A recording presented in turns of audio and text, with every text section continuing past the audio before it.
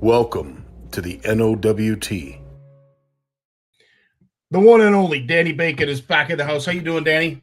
I'm doing great, and thanks for having me back.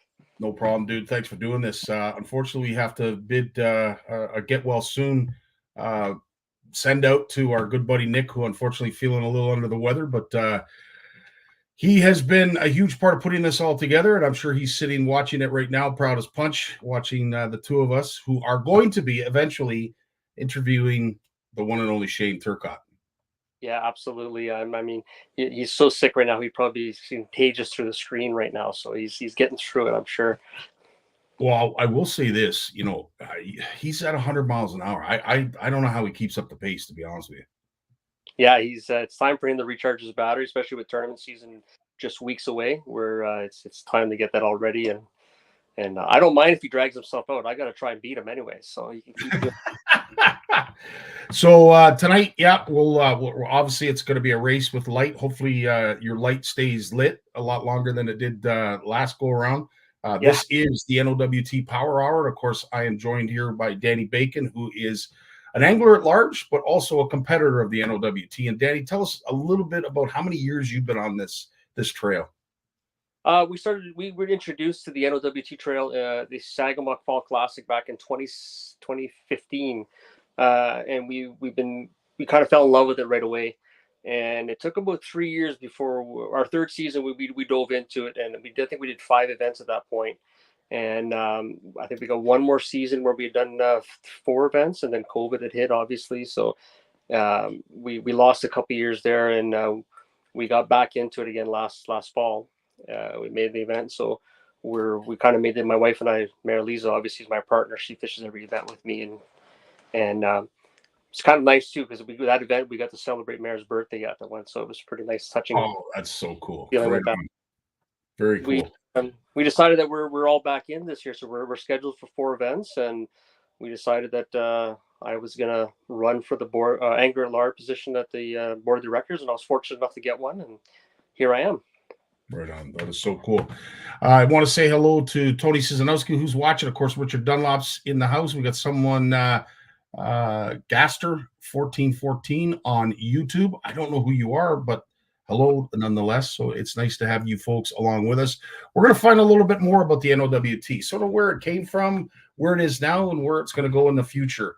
And we're going to do that with our special guest that we're going to be talking to, Shane Turcotte, who is currently the president of the NOWT, and we're going to talk to him right after a word from their sponsors. Mercury Outboards, set the water on fire. Prince Craft Boats, celebrating 70 years of boating. J&B Superstore, your adventure awaits.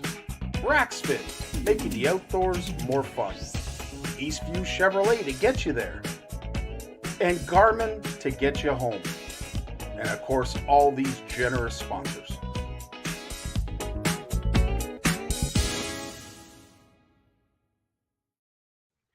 Shane's in the house. How you doing, Shane? Right on, guys. Just in my truck. I'm actually getting acclimated with the truck because pretty soon I'm going to be living in this thing for the summer as the tournament season kicks off. So I'm pretty excited. And I have to say, obviously the snow's gone. There's no more ice on any of the lakes up there. Things are starting to warm up. I'm sure the bugs are starting to rear their ugly heads. But I'm sure, talking to Danny and Nick for the last couple of weeks, I can tell there's a buzz. And a lot of that came from last year at the championship. I have to say, not too many tournaments that I've witnessed, watched, or been a part of that ended like that, Shane. Give us your rendition of how that all went down. Well, I think, coming out of COVID and kind of ramping back up. So obviously we had a 2022 season, and then, you continue to ramp back up into 2023, and it's getting pretty exciting. We have some really good teams on the circuit, some young guns up and coming. But then we have our regulars, our veterans. And it was exciting at the last tournament of the year. Where it's an opportunity. It's the last tournament where we're going to give away the championship boat. We're also going to give away the Angler of the Year prize. So it kind of buttoned everything up all in one. And it was exciting. And it just goes to show you where we are today. And, I think we still have lots of room to grow as we continue into 2024. So, again, everyone's biting at the bit now because we're getting close to kicking off 2024. 100%. That was the field that we saw the top 5 on day 1 or after day 1, and of course, eventually those were your champions. And we've had both Kevin and Steve on here discussing that whole event and what led up to eventually their win. And of course, Jason joined us as Angler of the Year. It's awesome to be able to talk to the competitors and interact with you folks like we do, but nonetheless, it's all about the tournament. It's all about the fish, and it's all about the fun. And we're going to talk. We're going to actually take a little bit of a trip back, if you will, because I want to know a little bit more about the NOWT and where it all came from. What was the first sanctioned event for the NOWT? Where was it? So really, it goes back to 2003 when a group of 15 to 20 guys got together and said, "Hey, you know what? We've got these 4 events that we're fishing. Let's throw some money in a pot, and then whoever has the most points at the end of it, is going to take the pot." So that kind of kicked it off in 2003. Now, a lot of these tournaments existed before 2003. For the NOWT, the guys, like I said, founding member was Mark Lauren, but there was some pretty familiar faces that you see on the circuit today. Dean Bliss, Corey Neffen, Jamie Robinson, Terry Bernath, Bill Arnott, and many more that I'm probably forgetting or missing, but that just gives you an example how far back this goes and where we started. And that's kind of where we brought Princecraft on board as well, and they've kind of been with us all the way along. So yeah, it's pretty exciting. Then we kind of added from there, right? Like I think 2005 we added Geraldton. Now again, Geraldton's one of the longest running tournaments that dates back into the 90s, but they joined the circuit in 2005. And then then I think we added Duberville in 2006 to the circuit. We also had New Liskard in there for a couple of years. Didn't quite work out, but again, it's all about growing and moving forward and trying different things. If you're not trying things, you're not growing, you're not improving. So, we kind of kept going from there. We added Sagamok in 2010, Sault Ste. Marie in 2011, where we ran in the Sioux for 3 years. And then we've had some tournaments drop in, drop out. But then we've added Hearst again in 2022. Hearst was one of the original, along with Timmins, Matagami, and Kapuskasing. Those were the 4 original. So anyways, Hearst now coming back to the scene in 2022. And then we're off to the Sioux again in 2020, at the end of this year in 2024. So Wow. It's going to be exciting. There's lots of history there as we evolved. And when I say evolved, we were giving away a 12-foot boat at each tournament back in the day, and now we've evolved to this championship, right? That we brought on in 2019 with where we gave away a boat motor and electronics, and we had a specific tournament within a tournament, which we call our championship. So we've really grown, and we've got some great supporters that have helped us along to get there. That's awesome. And I have to ask, was this 2003, 2005, 2000? When was this sexy picture of you taken?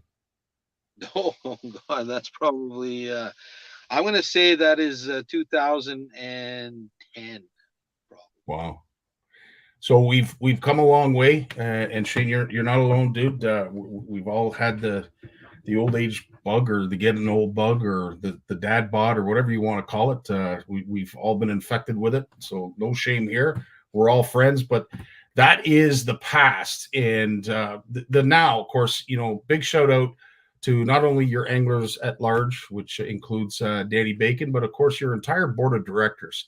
And I'm sure you want to pay or salute them for all of their efforts and volunteer work that they do. Yeah, I can't say enough about the team that we have. So our board is made up of 7 directors from our host communities, and then 7 anglers at large, and we're all volunteers. And then each host community has their own set of volunteers to make these events work, right? And I could say that the NOWT started as, by anglers for anglers. But I would say the NOWT, we've evolved now into this, it's about the anglers, it's about the host communities, and it's about our volunteers, but also the great camaraderie and the family aspect of it that has really come into play here. And I've got so many friends across the different host communities. It's really good to get out during the year and see them again, and have a beer and talk about what happened over the winter, because we're always chewing on our fingers and getting ready for, to get winter out of the way and get back on the water. So it's always exciting this time of year.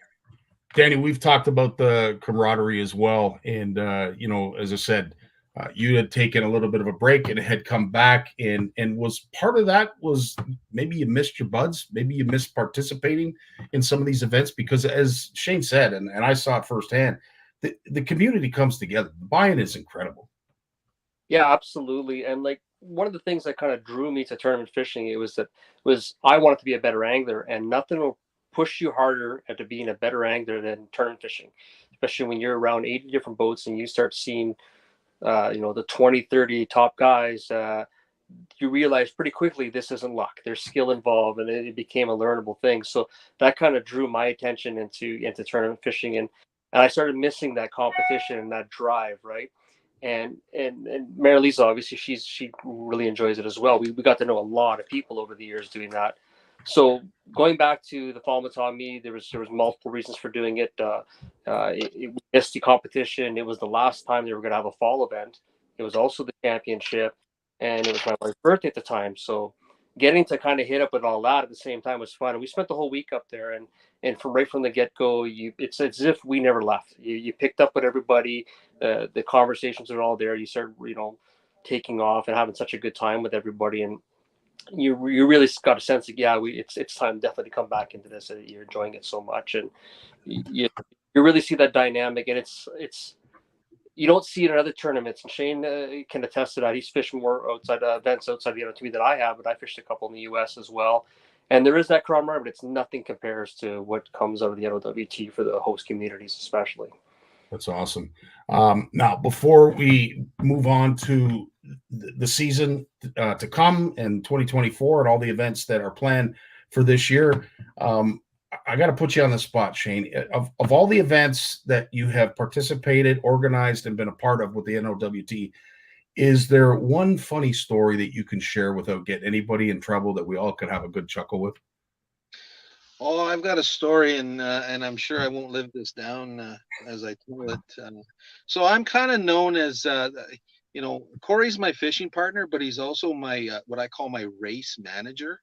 And so I have been involved in a few foot races at some of these tournaments where they look at me and they kind of underestimate how fast I can be. And so Corey knows how fast I am, so he plays it up, and then we kind of goat somebody in, and then the foot race is on, right? And I usually end up cleaning someone's clock, and and everybody has a good laugh. But anyways, that's a funny story. That kind of happened a few years back, where we were lining up races as we were going to tournaments, so it was pretty funny.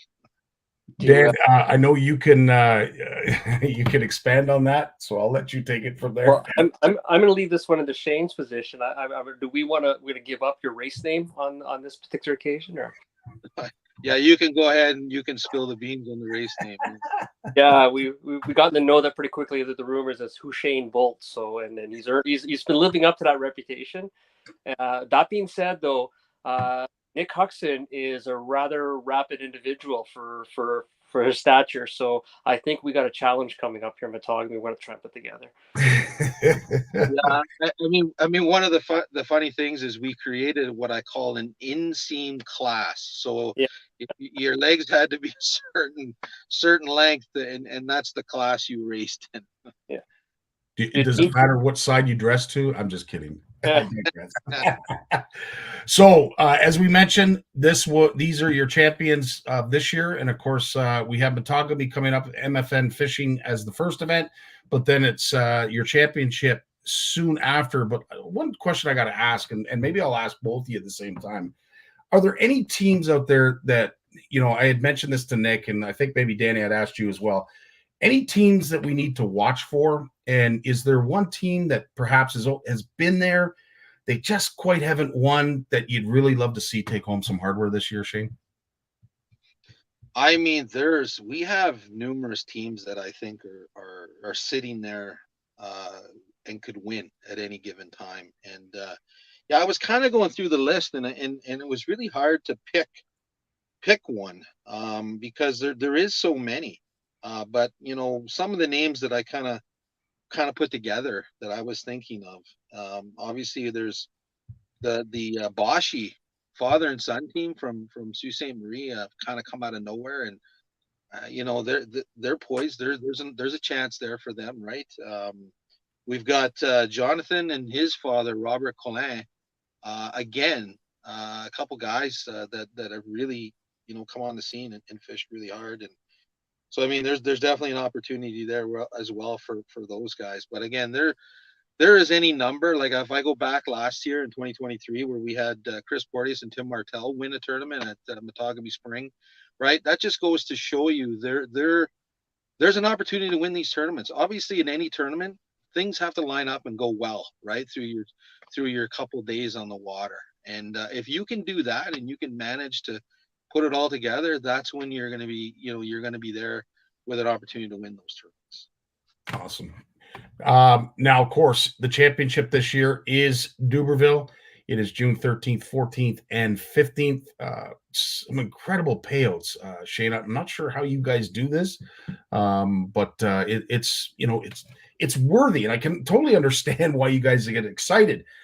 The money's one thing, and of course, everybody cannot do without it. But the competitive aspect and bragging rights and everything that goes along with it. What is it that we can expect when it comes to Duberville? I know Nick had mentioned that you're definitely going to see some big fish, Scottie. Is there anything about Duberville that anglers need to know? Duberville is actually a great system. It's a reservoir, and it'll be interesting this year because things are a little bit earlier. So I'll be curious to see if some of the fish have moved down the system a little bit, spread out a little bit more. So it could actually turn on some other spots on the system this year. So it could be interesting. And yes, it was a big fish event last year, and I would expect to see the same going forward this year. And last year it was won by Jason Doyen and Rob Laframboise. But we have a local team there, Jesse and Francis Deschamplain, who won it in 2022. So they're definitely somebody to watch out for in this event.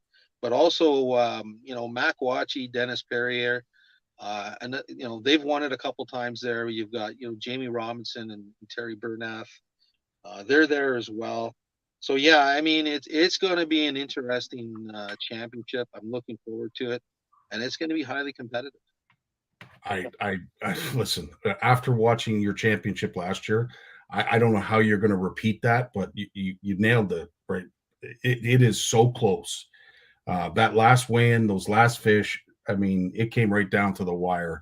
And if it's anything close to what it was last year, it's going to be something to see. I did put together a video that you folks have put on your site in regards to the teams that are going to be participating in the championship. How about we go through them one by one, and you could say a little something, either one of you, about those teams. First team up, obviously, Nick and Jason. They came in second this past year at the championship. Do you see them getting over the hump, or as I said, what do you expect from this team? They're always threat in every tournament to win it, so it doesn't really matter what situation you put them in. Their tenacity is there, their skill level is definitely there, and they do complement each other. So it's I hope Nick is too sick to fish it. I really do. Yeah, no, they're a pretty dynamic duo. Jason's won a couple times last year on the NOWT without Nick, but he has won with Nick as well. So, and then Jason did win Duberville in 2023, so last year. So he's definitely if we had an odds and we were gambling, the odds would be pretty high, I think, on these two. It's awesome. Next team up are a pair that I think also are worthy. Are these the folks from Quebec? Yes, they are, and they put on a real show last year. That was the first time I believe they fished the NOWT, and their talent is there, and they're really kind of unknown. Like they've proven that they're very good. We haven't figured out how good they are, to be honest with you. Like from what I've seen, Shane might be in the same situation, so it's going to be very fun to watch them. What I like about these guys is they're showing other people that it doesn't matter if you haven't fished these waters before, you can come and you have an opportunity to win. I fished beside these guys in Geraldton, which is the tournament they won last year.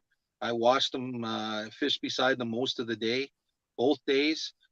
So yeah, terrific anglers, know how to use electronics, know that use different techniques that are really a little bit different than maybe what some of the guys are using on the circuit on a regular basis. So, but again, these guys are dangerous, and yes, they could absolutely win in Duberville. To touch on what Shane just said, like these guys fish differently, and that's going back to what I said. If you want to up your skill level, you start fishing at angles like this, and you realize there's more ways to achieve that, and it really changes how you do things.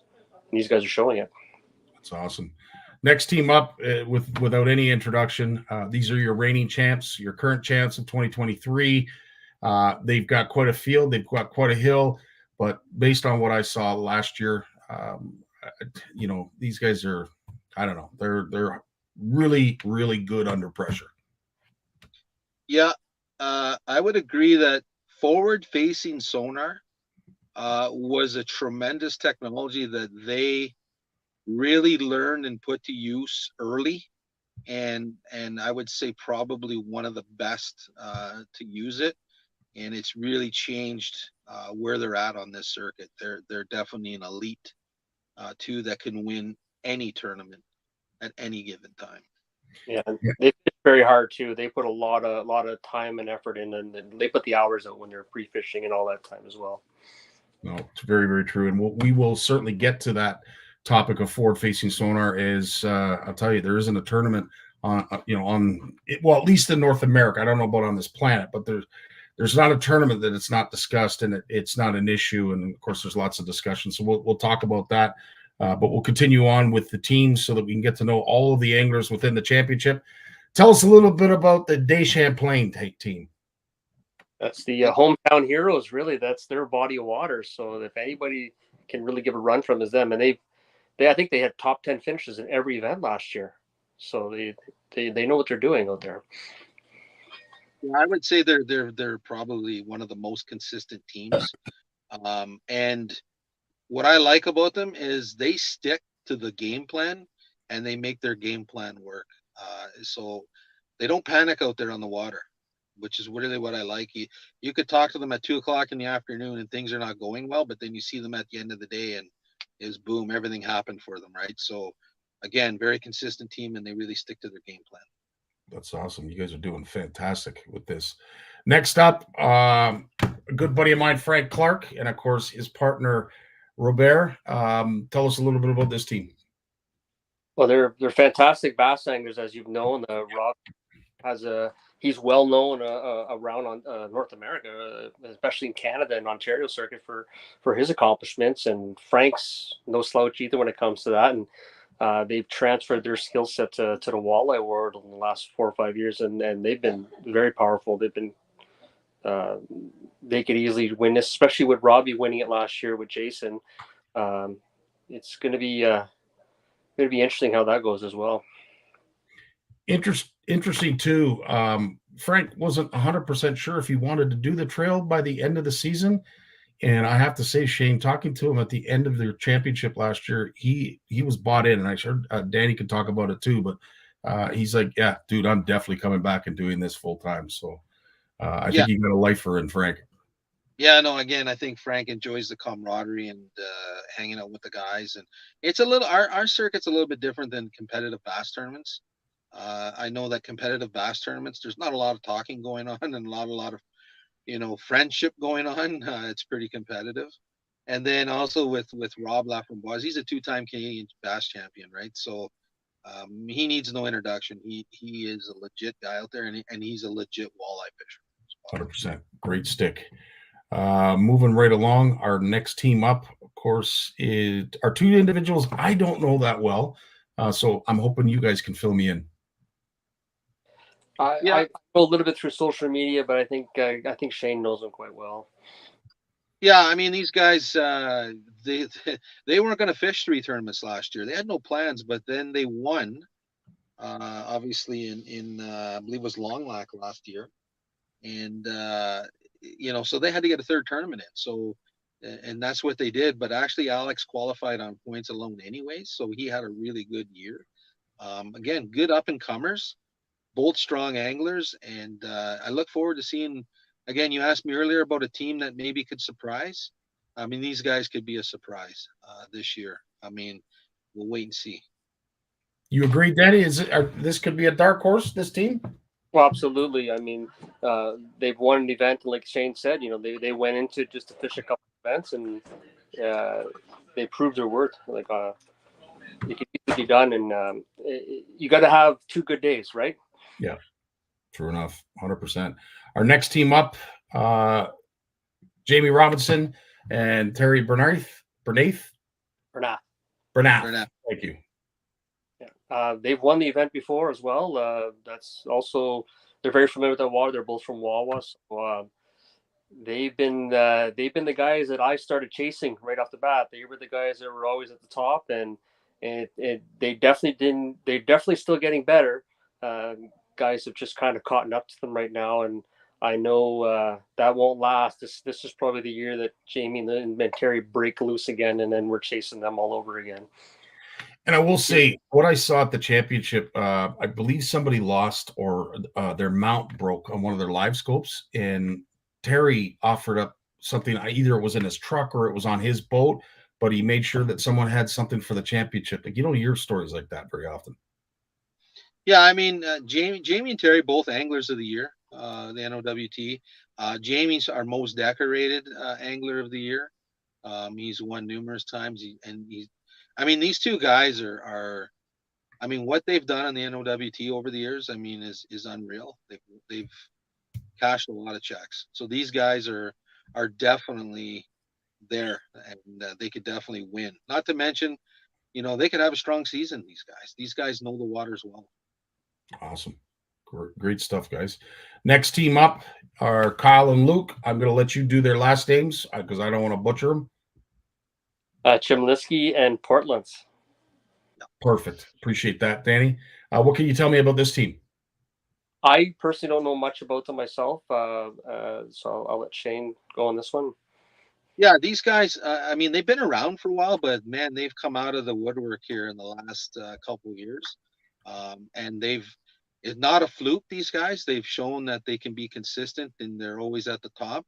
And they're strong anglers. And again, these guys, I mean, I don't know how much experience they have on the Duberville water, but it is reservoir-like as Matagami is. So, I mean, I think they can take a lot of it of what they know in Matagami and really apply it in Duberville. So, again, I'll be watching these guys. These guys are they're going to be around a while, and we're going to see more of them for sure. That's awesome. Moving right along, our next team up, I don't believe needs much introduction yet. We've got Brett and Sebastian. Tell us a little bit about these two. Well, Brett been trained by one of the best with Jamie's. So he's spent a lot of time on these systems, and he's fished a lot with Jamie, and he's actually won the Kenora Walleye Open on his own. So with I think with Sebastian as well, but they've done very well. They're a really tough pair, and that's also another dark horse that could win this whole thing as well. As president of the NOWT, Shane, it must bring you some kind of joy or an appreciation to see youth being injected into your trail. I mean, usually when it comes to this industry, it's old hats, it's the old boys club. It's great seeing this youth get injected in the NOWT and just the industry as a whole. Yeah, no, and I look at Brett Robinson. I mean, I could call him an old soul and a veteran on this circuit, but he is young, and he started young with his dad, and I mean, he is off on his own doing his own thing, but he's a good stick, and so is Sebastian. And And I do like the young guys. And you know what? It's the fathers, it's the mothers that are supporting these young anglers to come out and get on our circuit and fish. And I really hope that our veteran guys, and I know that they do, are always, you know, giving these guys tips, helping them along.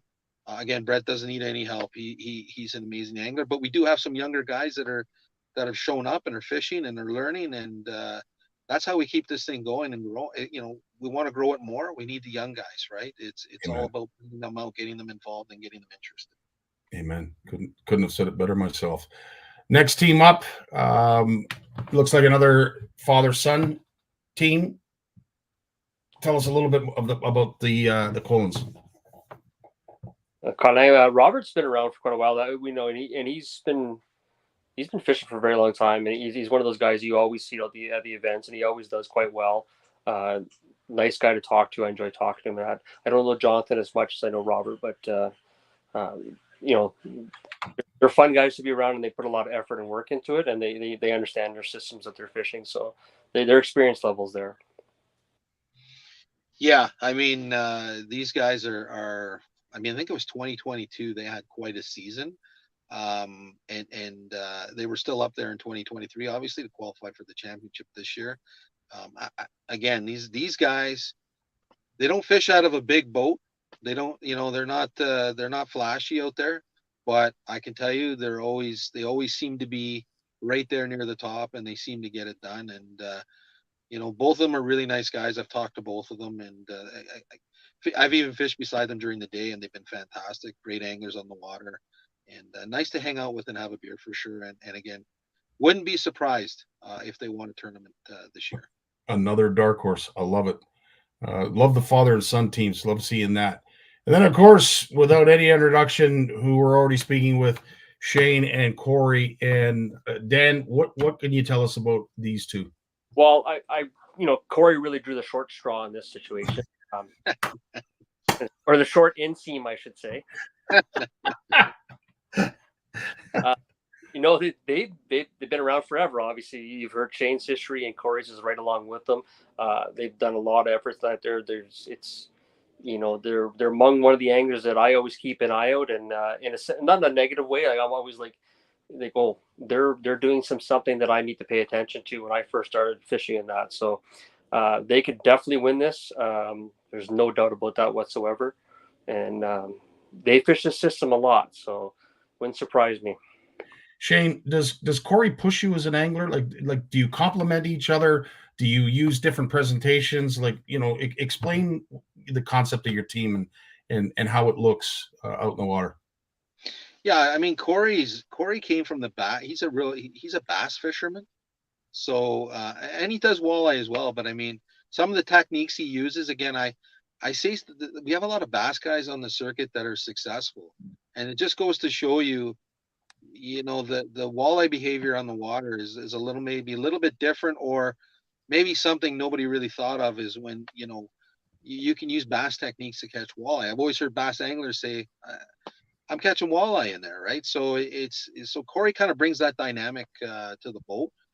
Thinks a little bit outside the box, and we think well together. We have good ideas, and we're always seem to be on the same page. And Corey's won multiple times on the NOWT. He's had success, and so it's been great to partner with him. And you know, normally I fish Duberville with my daughter. We finished second there 1 year, but she's actually on the board this year with the NOWT, and she's going to be the part of the NOWT team that goes to all the events, and she's going to be looking after the fish. So she'll be in Duberville, but not in the boat. So it's going to be a little bit different for me that way this year. Tyler does a fantastic job handling those fish, and big tip of the hat to her in the championship. The work that she put in, no fuss, no muss. You know, like as I said, you and Lua have done a fantastic job bringing Tyler up, because it was on full display at the championship, and I was taken back at how many fish she handled and the care that she took. So big shout out to you, Tyler, for that. Next team up, Miguel and Denis. I got to meet these two last year, I believe. Seem like great guys, but I'm sure you guys are going to tell me a little bit more. Yeah, I think they're both Angler of the Year. Is it just Miguel? I think, but they won Angler of the Year before. They've won tournaments. Miguel is actually the owner of Rapid, so he's also one of our big sponsors, so it helps out. But he's an amazing talent on the boat, and him and Dennis have been fishing forever together, and they complement each other. They do quite well, and yeah, they're a threat every time. Yeah, these guys are incredible on the boat, and you never can count these guys out. And Danny's right; Miguel's been Angler of the Year. But here's what I like about Miguel. You know, he owns a dealership in Kapuskasing. I think he sponsors or supports maybe 10 teams out there on the NOWT. He his business is providing the Can-Am bike that we give away for the Angler of the Year every year. I can't say enough about Miguel. He's not only a great angler, great person, but he's passionate and supports the NOWT, which is great. I love when anglers are supporting what they love, and Miguel does exactly that. Well said. Well said. I like that. Next team up, Stephen and Mike. Are these brothers, father and son? Are they related? Brother. They're brothers. Gotcha. Steve and Mike, they're really good friends of mine, and Shane as well. They're from the Sioux, and I spent a lot of time on the boat with Steve. We actually broke in his Ranger last year down here, so he's a good angler. He's one of those guys that does stick to his plan as well. And Mike just started fishing tournaments probably about 2 years ago now, I would say. I could be wrong on that. Maybe 3 years, consistently, anyways.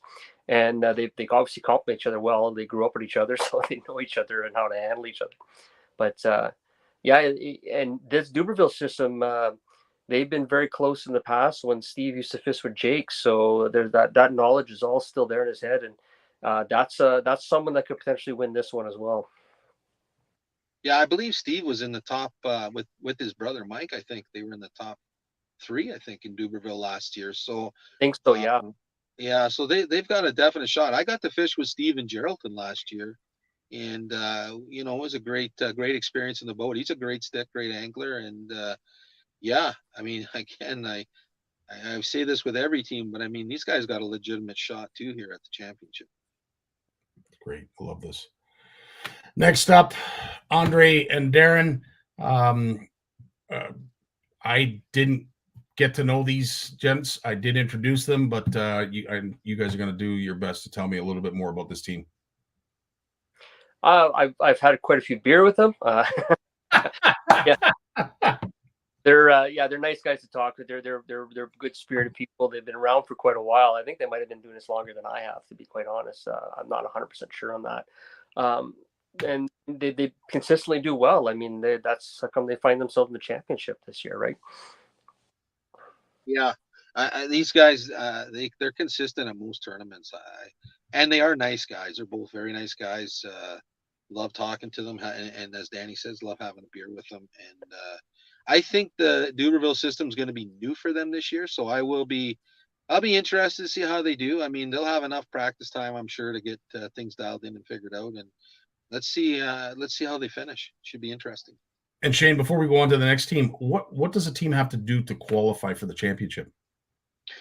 Well, we're trying to get 25 teams out of our Angler of the Year points, right? So we'll go down the Angler of the Year points list until we can come up with 25 teams. So I think this year we went down to Angler 42 to basically make up our 25 championship teams. So most of the guys that are getting in are probably 4 tournaments they fished, and there may be the odd one where it's been 3 tournaments.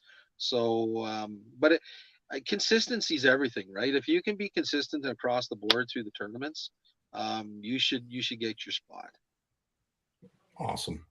Next team up is Danielle and Danny. What can you tell me about this team, Danny? Well, Danielle, it's Miguel's dad, and they've been doing that forever as well. And Danny Vino, he's been around, for a long time as well. Didn't he help start Long Lac as well, if I'm not mistaken, that event? But he's very good anglers, both of them. They seem to be working well together. In my mind, they've been fishing together for a couple of years now. I could be off on that one, Shane, but they made it here and they fished other events. I think Danny won one up in Red Lake, I believe, not last year, I think, eh? Yeah, he might have. I know he did well up there. I just can't remember if he had won the event, but yeah, he had a good event. And yeah, this is a new team, but the anglers are definitely not new to the NOWT. And again, Danny Teller is can't say enough. Big supporter of the NOWT, and Danny Viano again. He's done very well on the NOWT as well. So it's going to be interesting. It's a relatively new partnership, but it's already paid off in dividends last year as they fished together. So, and I think they were just still ramping up. So again, it could be an interesting year for these two. Right on. Moving along to the next team, we've got Denis and Matt. Tell us about this team. Well, they've won Duberville before, so and they've won multiple tournaments.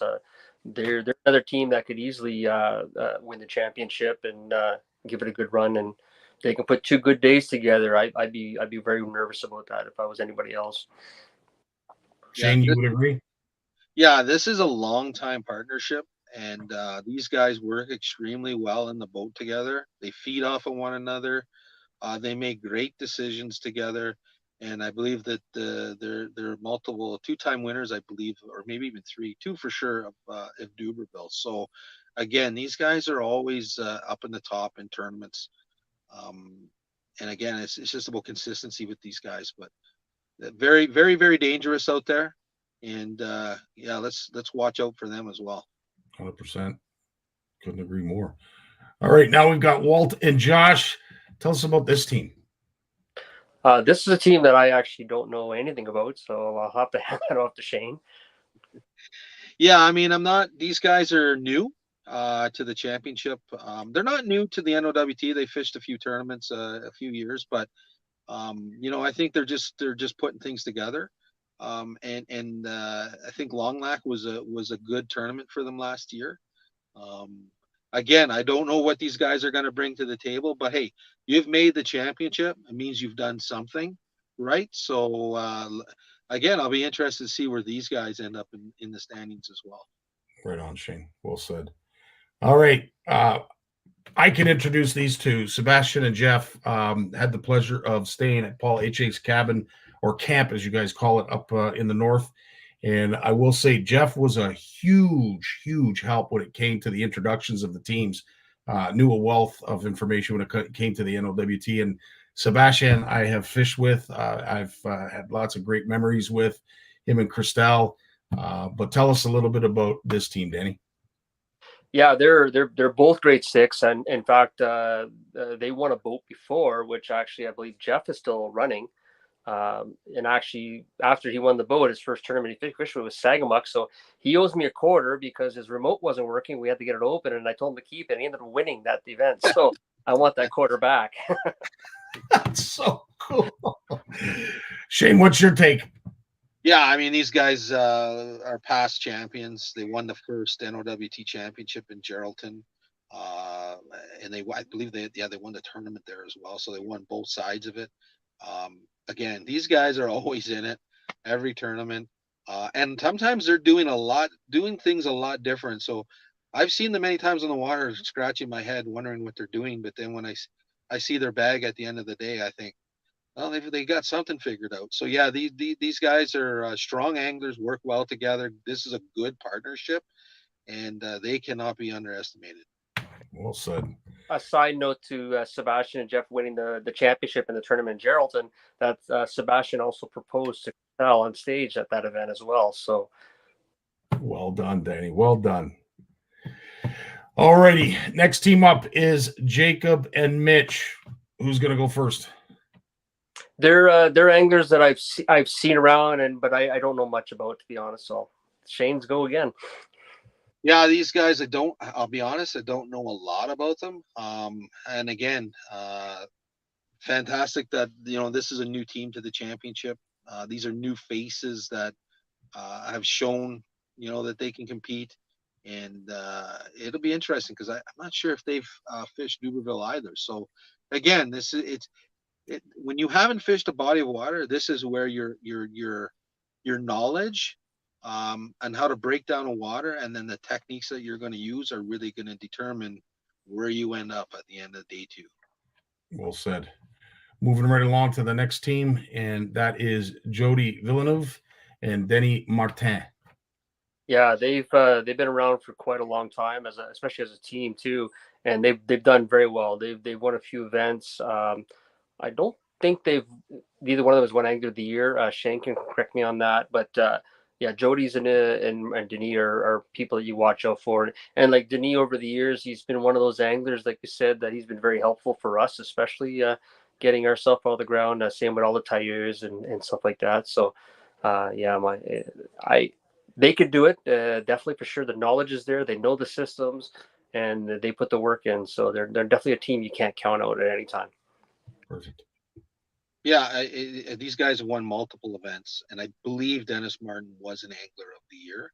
I have to go back, but he's had some really fantastic years on the NOWT. And again, this team, anything can happen. I did fish with Jody in Duberville, so we did fish together there. He knows the waters, and I know Dennis has been there as well. So it's going to be this team. This is going to be a good team, and somebody that we need to pay attention to out there. Well said. Next team up is Fiore Boschi and Vince Boschi. Did I get that right? I believe it's Boschi. Boschi. Okay. Yeah, this is that father and son team that has, I don't want to say come out of nowhere. Obviously, they've been anglers and been at it a while, but I mean, they made their presence known for sure last year, and they were pretty consistent across the board. So again, they did really well in Duberville. So this could be a team too that can rise to the occasion, and maybe they can get it done too. Anything you wanted to add, Dan?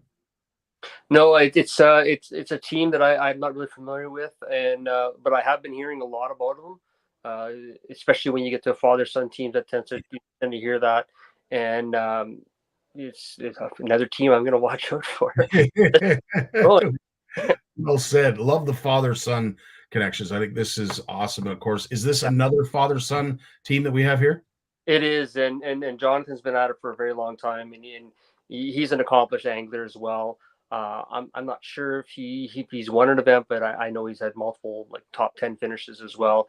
And since I've known him, he's always had Zach with him. So Shane probably knows him a little better than I do. Maybe I can correct me on a few things here, but yeah, Jonathan Morin, he's a great angler.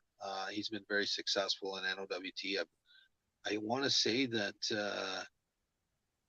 he might have won a championship with the NOWT as well. So I think he had a different partner at that time. But anyways, these two, father and son, have shown that they can compete together on this on the circuit. So again, Jonathan's been at it a while. So just a side note with Jonathan, at the championship last year on day one, he lost his Garmin Live unit, his portable unit, while he was driving, and we discovered it floats, and he was able to recover it.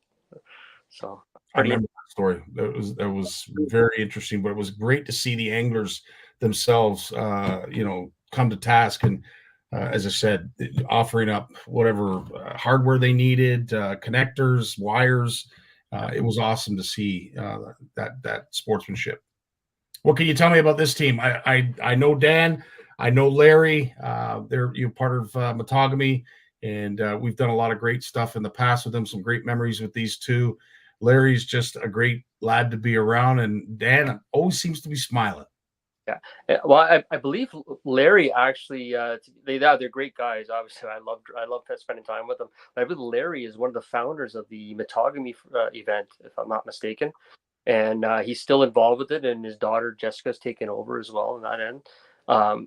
On the water, they're guys that have honed their skill and have gotten way better over the years, and they're crawling on the same progression I was. They're actually ahead of me in my opinion because they've been at it longer. But they're always they're like anybody else. They're a threat, and you got to make sure they're on. I've actually thought they won a tournament one year, and I was going by them, and I watched Dan set a hook set, and it turned out he caught a loon. So that's hard to weigh them in.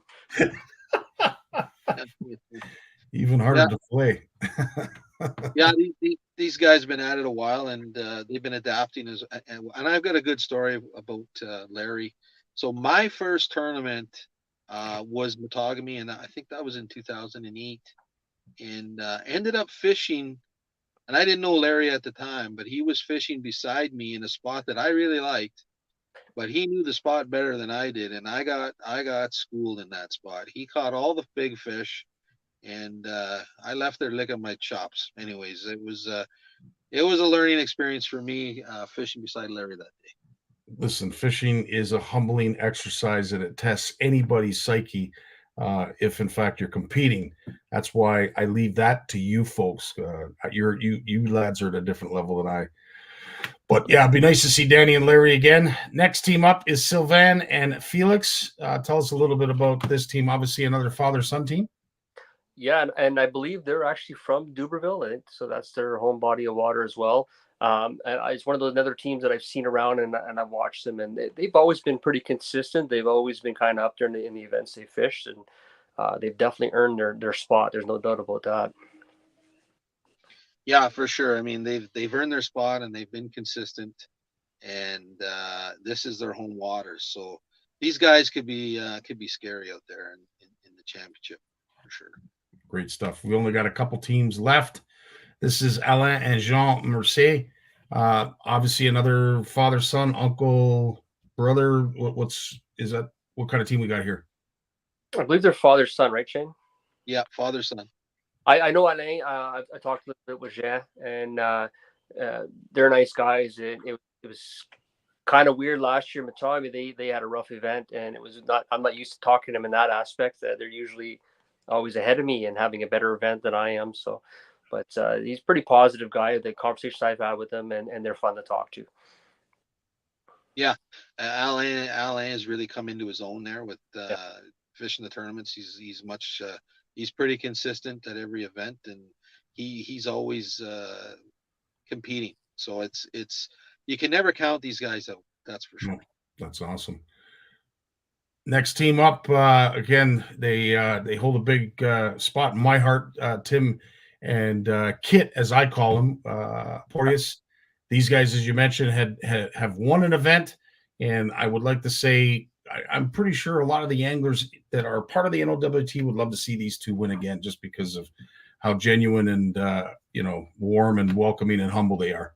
If you want to, I love Kim and Tit, the Tip and Kim and Tim. Sorry, they live nearby. I just actually seen Kid on the water a couple days ago, but they have a reputation, Kid especially, of having some weird incidents on the water.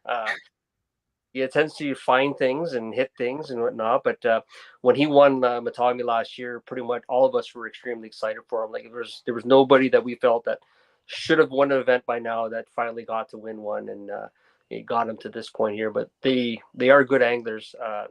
They complement each other very well, and they can talk each other off their own ledges at different times, and they could easily find their luck as well in Duberville and do what they did in Matagami. Yeah, I mean, these guys are fantastic guys. I call them my friends, and you know what? I call them my grinders. They're the NOWT grinders, and they can grind out there in the water, and they can get it done. So you always have to watch out for these two. Good to know. As I said, gems in my eyes. I love Kid. He's a great guy. And of course, this is our last team. I'm going to say this is husband, wife, girlfriend, boyfriend. Father, daughter, I believe. Is it really? Yeah. Yes. Boy, did I ever get that wrong. My apologies. But needless to say, Mark, you're welcome for the compliment. No, I'm just kidding. Tell us a little bit about this team, Danny. Again, Mark's been around for quite a while, and I think he still runs a bass boat out there. He's one of the few guys that does that, and he's been pretty consistent over the years. And he's one of those guys you can put a program together, and if he's like anybody else, you get 2 good days, then he can potentially win it. So Yeah, this team is one of our wild cards. So they won a tournament last year, and then they fished 2 other ones. So that was their entry into the championship. And Mark is a multiple winner on the NOWT. So again, you just never know, right? Anything can happen out there, and he may put 2 days together and do it again. That's awesome. So those are your teams in the championship. I wish them all well. We're going to get to know them as we get up to the event and leading up to it, of course, at Matagami. But again, it's going to be tough. And I will say this: it's all on the anglers and competitors to try and remake the magic we saw in Matagami last year in the championship. We try to keep these to an hour, but I can't let you go until we start talking about forward-facing sonar and the future of the NOWT. And as a tournament organizer, Shane, share with us the struggles that forward-facing sonar possesses as a tournament organizer, but also where you see it going in the future. Yeah, I mean, the biggest thing with forward-facing is the NOWT is a grassroots circuit, right? So we have our, what I call our elite or regular anglers, and then we have what I call our locals and weekend warriors. And we're starting to see that gap spread a little bit more between those two types of anglers. And forward-facing sonar, as you know, even on the bass scene, it's been an interesting process. And I'm not sure where it's going to go, but I can definitely tell you that the evolution of that has changed who some of our front running teams are to kind of some of our newer teams on the NOWT. You have the old school anglers who learn the waters a different way. And then forward facing sonar allows you to learn the waters a lot quicker, and but also develop different techniques, use different techniques. And it's going to be interesting. I mean, I always hear rumors of potentially not allowing forward-facing sonar in the future, but then I wonder if technology will catch up with everybody, and we're not going to be talking about this anymore. So it is going to be interesting. I love forward-facing sonar. It's fun, but one thing I notice on the water is guys are looking at their screens and they're not really looking out around them. And seeing what's going on the water. So we do end up with teams that end up fishing close together. So that can get interesting as well. And again, you see it on the bass side as well. It's interesting. I don't know where it's going to go. I know the technology is going to improve. It's going to get better, and we'll just have to see. Again, it's something we're all learning about. And I think when I say learning about, I think even the MNRF or the DNR in the United States are learning about it as well. How is it affecting? Because a lot more bigger fish are being caught. So, yes, we're letting them go, but are we playing with the fish, taking pictures? Do we end up damaging them and they die later? These are our prominent spawners that keep the population thriving. So again, we'll see. We'll see where this goes. And as a competitor, Danny, I'm going to assume it really helps you become a better angler. Well, it's part of that tool, right? Like we've had conversations about this already, and when you get the forward-facing sonar, absolutely, but it's a finesse tool. It's only going to help you break down that 60, 80, 100, 120 feet of water that you're working in. Especially if you look at the Northern Ontario Walleye Trail, our events, most of them are uncharted. So that if you just use that solely, you're still fishing memories in a sense, and you can get carried away. But having charts accommodated with that really can change your way you approach things. And then back to what Shane said, you got guys focusing on that. So it's kind of a video game mentality where you're not actually fishing. You're just trying to catch that fish. Well, you can tell his attitude. They're not interested in that bait, and you're not switching out baits. You're not trying different techniques, and you're just kind of getting fixated on what's happening. So it can be a crutch in a way.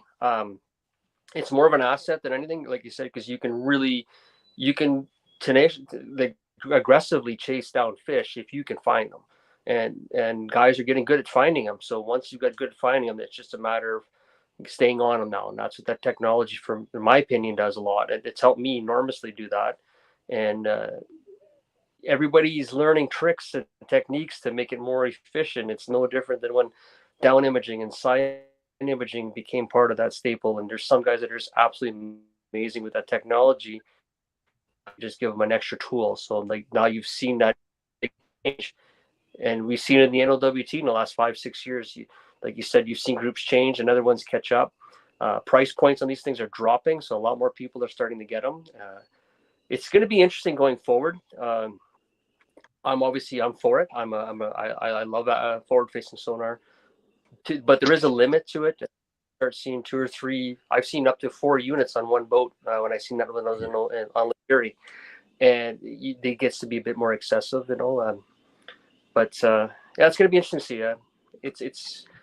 That's what's going to make this tournament very unique. Coming up with the championship is that all of these anglers have that technology, and they're all entering. Even though it's new bodies of water, it's going to be very interesting to see how they adapt to it. Right. Very well said. And as excited as I am about seeing the future of forward-facing sonar and where this technology is going to go, because if this is where it's starting, this is the benchmark of forward-facing sonar, I can't even begin to imagine where we're going to go based on fish finders and depth sounders that we saw that were paper, blips, pixels, and now we've got forward-facing sonar. So to see where that's going to go is truly going to be awesome to watch. Shane, this will be the last question, the last time I put you on the spot. Where do you see the NOWT in the future, or what would you like of the NOWT to achieve in the future? Well, here's what I will say is when I look at the board this year, we've got some new faces. We have some very motivated new board members, so that's exciting for me. Some new blood. Anytime you get new blood on a board, it has new ideas.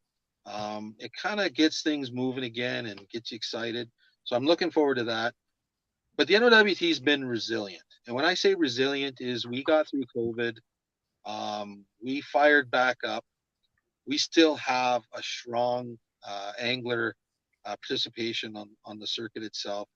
A lot of other circuits in Canada did not make it out of COVID and didn't fire back up. So I will say we've been resilient, and that's because of our host communities. That's because of the dedication and loyalty from our anglers, but also our sponsors stood behind us and basically started back up with us after COVID. So again, I think the future is bright for the NOWT. We added a new tournament this year, right? In Sault Ste. Marie, we're back. And there's some ideas out there that we're discussing now, and who knows what those will look like for the NOWT, but I do see good things coming forward and some new things to hopefully announce soon enough too, that I think will get people excited. That's awesome. Well, guys, it is our hour. It is the power hour, and it has elapsed. I want to thank Danny for coming on here. Of course, Nick, get well soon.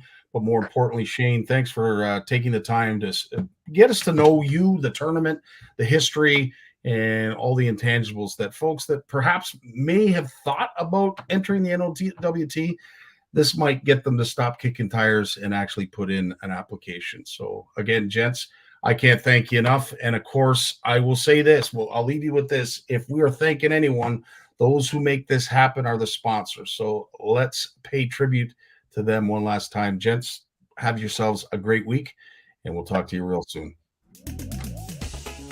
Mercury Outboards, set the water on fire. Prince Craft Boats, celebrating 70 years of boating. J&B Superstore, your adventure awaits. Rackspin, making the outdoors more fun. Eastview Chevrolet to get you there. And Garmin to get you home. And of course, all these generous sponsors.